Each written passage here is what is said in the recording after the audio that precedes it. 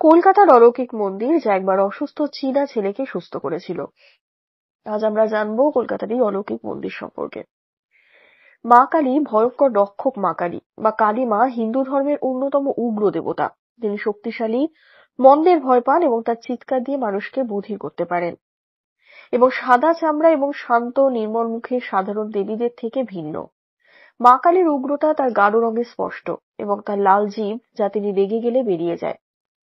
মা কালী একজন প্রতিরক্ষামূলক মা, যিনি অশুভ শক্তিকে ধ্বংস করেন এবং তার সন্তানদের সুরক্ষিত রাখেন। কিন্তু কলকাতার একটি কালী মন্দিরে মা কালী শুধু হিন্দুদের জন্যই নয়, চীনাদের জন্য প্রাসঙ্গিক। কিন্তু কিভাবে, চলুন জেনে নেওয়া যাক। কলকাতার একটি ছোট শহর ট্যাংরায় প্রচুর পরিমাণে চীনা বংশোদ্ভূত মানুষ পাওয়া যায়। তারা দোকান এবং ব্যবসার মালিক এবং সেখানে পরিবার নিয়ে তারা বসবাস করে। ভারতকে তাদের বাড়ি বলে। আর এমনই এক পরিবারের জন্য বছরখানেক আগে এই মন্দির হয়ে উঠেছিল অলৌকিক ঘটনা। স্থানীয় কাহিনী অনুসারে মন্দিরের গল্পটি একটি চীনা ছেলের সাথে শুরু হয়, যেটি গুরুতর অসুস্থ ছিল সেই ছেলেটি, এবং তার বাবা মা তার জন্য কোনো প্রতিকার খুঁজে পাননি। তাই তাদের ছেলেকে বাঁচানোর জন্য মরিয়া হয়ে তারা তাদের বাড়ির কাছের কালী মন্দিরে গিয়েছিলেন এবং খুব ভক্তি ও বিশ্বাসের সাথে প্রার্থনা করেছিলেন এবং কেবল একটি অলৌকিক ঘটনার আশা করেছিলেন। ধীরে ধীরে ছেলেটির অবস্থা ভালো হতে শুরু করে এবং পরিবারটি আনন্দিত হয়। কথিত আছে যে এই ঘটনার আগে মন্দিরটি ছিল মাত্র দুটি কালো পাথর, যেটিকে মানুষ মা কালী এমনকি একটি শিবলিঙ্গ হিসাবে পুজো করত। কিন্তু তারপরে পরিবারটি সেখানে একটি উপযুক্ত মন্দির তৈরি করেছিল। যদিও হিন্দু মন্দিরগুলো সাধারণত অনেকগুলি পেইন্টিং বা চিত্র সহই হয়, চীনা কালী মন্দিরে কিছু চিহ্ন রয়েছে যা চীনা বিশ্বাস এবং হিন্দু বিশ্বাসের উপাদানগুলোকে একত্রিত করে। এবং কোনো বিস্তৃত খোদাই বা ভাস্কর্য না থাকলেও মন্দিরে কিছু চীনা অলংকার, পাঠ্য এবং শিল্পকর্ম প্রদর্শিত হয়। মন্দিরের দেওয়ালগুলি উজ্জ্বল লাল রঙে সজ্জিত, যা চীনা মন্দিরগুলোর জন্য সাধারণ, এবং এখানে ড্রাগন, একটি ফিনিশ এবং লন্ডনের চিত্রও রয়েছে, যা চীনা সংস্কৃতির দিকেই ইঙ্গিত করে।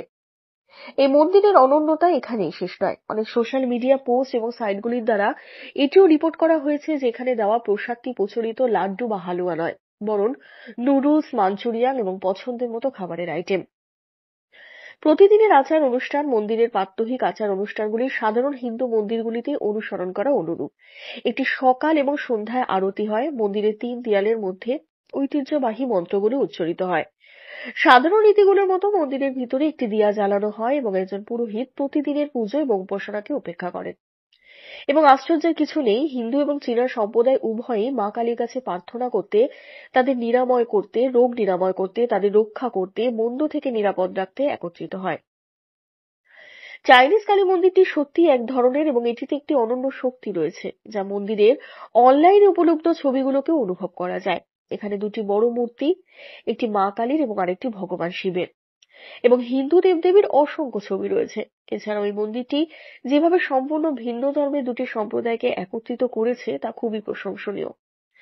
দেয়ালে সাজানো সাজসজ্জাই হোক বা মানুষকে দেওয়া প্রসাদই হোক না কেন, চাইনিজ কালী মন্দির সবসময় ভারতের জন্য এক ধরনেরই হয়ে থাকবে। মা কালী একজন প্রতিরক্ষামূলক উগ্র দেবতা, কিন্তু প্রায়শই তিনি নির্দোষ এবং শিশুদের দ্বারাও ভয় পান। তার শক্তিশালী এবং ভীতিকর উপস্থিতি, তার গাঢ় ত্বক, 4টি বাহু এবং মাথার খুলির মালা, যা একজন ভয়ঙ্কর রক্ষক হিসাবে তার ভূমিকার প্রতীক হওয়ার কারণে তাকে ভয় পায়।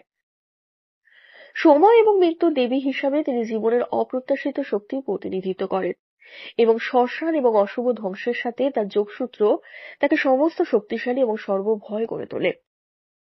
আজকের এই ভিডিওটি যদি আপনাদের ভালো লেগে থাকে তাহলে অতি অবশ্যই লাইক করবেন, কমেন্ট করবেন, শেয়ার করবেন সবার মাঝে এবং চ্যানেলটিকে সাবস্ক্রাইব করে দেবেন। ধন্যবাদ।